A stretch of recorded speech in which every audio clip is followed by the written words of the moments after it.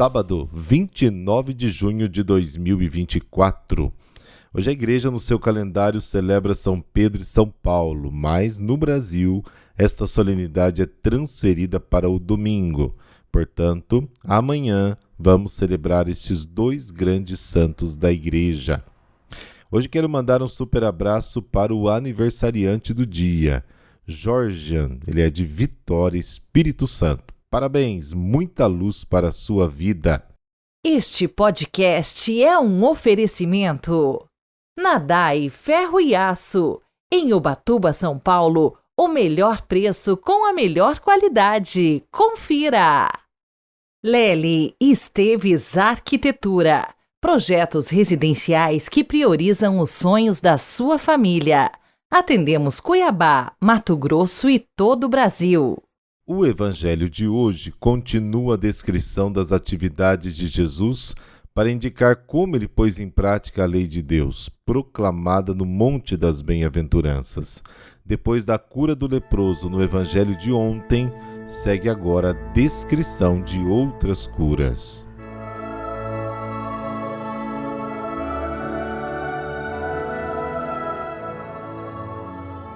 Pelo sinal da Santa Cruz, livrai-nos Deus, nosso Senhor, dos nossos inimigos. Deus onipotente e eterno, luz esplendorosa e dia que não termina. Nós os pedimos nesta manhã que, vencidas as trevas do pecado, nossos corações sejam iluminados com o fulgor da vossa vinda. Amém.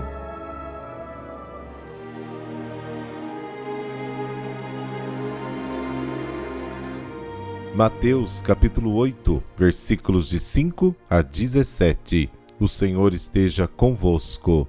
Ele está no meio de nós. Proclamação do Evangelho de Jesus Cristo segundo Mateus. Glória a vós, Senhor. Naquele tempo, quando Jesus entrou em Cafarnaum, um oficial romano aproximou-se dele suplicando: Senhor, o meu empregado está de cama lá em casa, sofrendo terrivelmente com uma paralisia. Jesus respondeu: Vou curá-lo. O oficial disse: Senhor, eu não sou digno de que entres na minha casa. Dize uma palavra, e o meu empregado ficará curado. Pois eu também sou subordinado e tenho soldados debaixo de minhas ordens. Eu digo a um vai e ele vai, e a outro vem e ele vem. E digo ao meu escravo fazer isto e ele faz. Quando ouviu isso, Jesus ficou admirado e disse aos que o seguiam: Em verdade vos digo, nunca encontrei em Israel alguém que tivesse tanta fé. Eu vos digo, muitos virão do Oriente e do Ocidente e se sentarão à mesa do reino dos céus, junto com Abraão, Isaque e Jacó, enquanto os herdeiros do reino serão jogados para fora, nas trevas, onde haverá choro e ranger de dentes. Então Jesus disse ao oficial: Vai, e seja feito como tu creste. E naquela mesma hora o empregado ficou curado. Entrando Jesus na casa de Pedro, viu a sogra dele deitada e com febre. Tocou-lhe a mão e a febre a deixou. Ela se levantou e pôs-se a servi-lo. Quando caiu a tarde, levaram a Jesus muitas pessoas possuídas pelo demônio. Ele expulsou os espíritos com sua palavra e curou muitos doentes, para que se cumprisse o que foi dito pelo profeta Isaías. Ele tomou as nossas dores e carregava as nossas enfermidades. Palavra da salvação. Glória a vós, Senhor.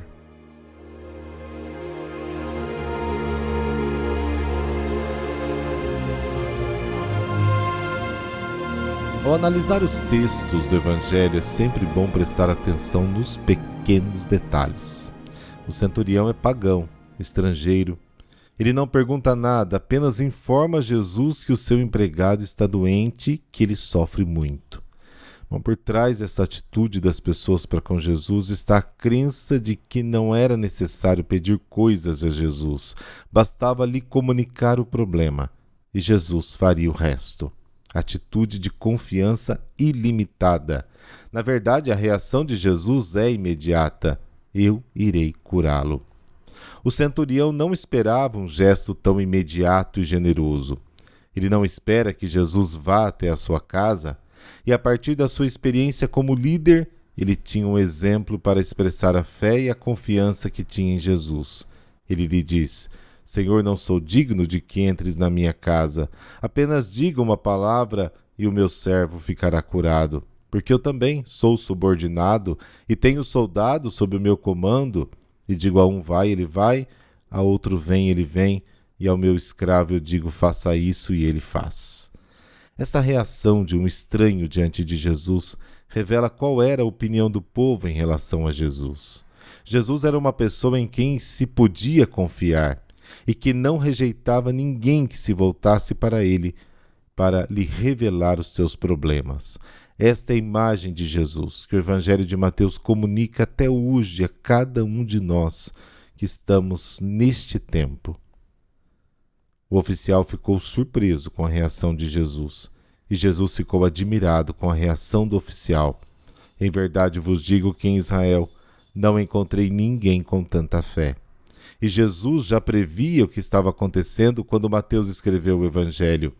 Agora eu vos digo que muitos virão do Oriente e do Ocidente e se sentarão à mesa com Abraão, Isaque e Jacó no reino dos céus, enquanto os filhos do reino serão lançados nas trevas, onde haverá choro e ranger de dentes.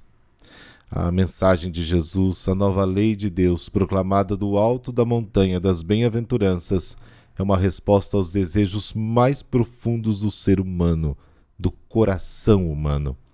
Pagãos sinceros e honestos como o centurião e muitos outros do Oriente e do Ocidente percebem em Jesus a resposta às suas ansiedades e o escolhem.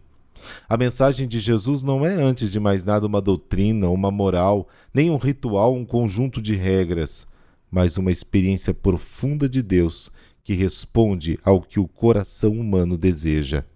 Se hoje muitos se afastam da igreja ou procuram outras religiões, nem sempre é culpa delas, mas pode também ser nossa, porque não sabemos viver ou irradiar a mensagem de Jesus, não sabemos acolher como Jesus. Depois Jesus entra na casa de Pedro e cura sua sogra.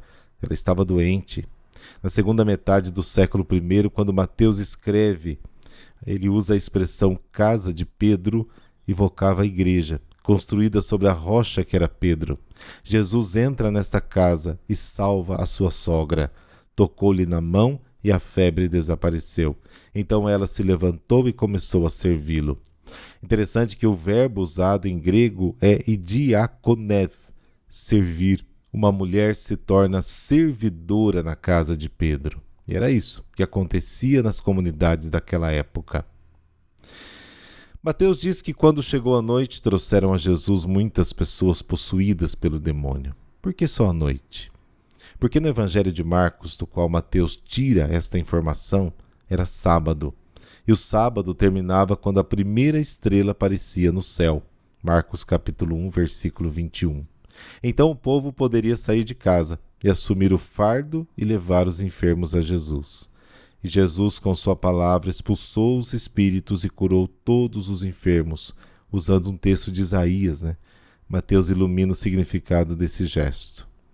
Para que se cumprisse o que foi dito, ele assumiu os nossos sofrimentos, assumiu as nossas dores.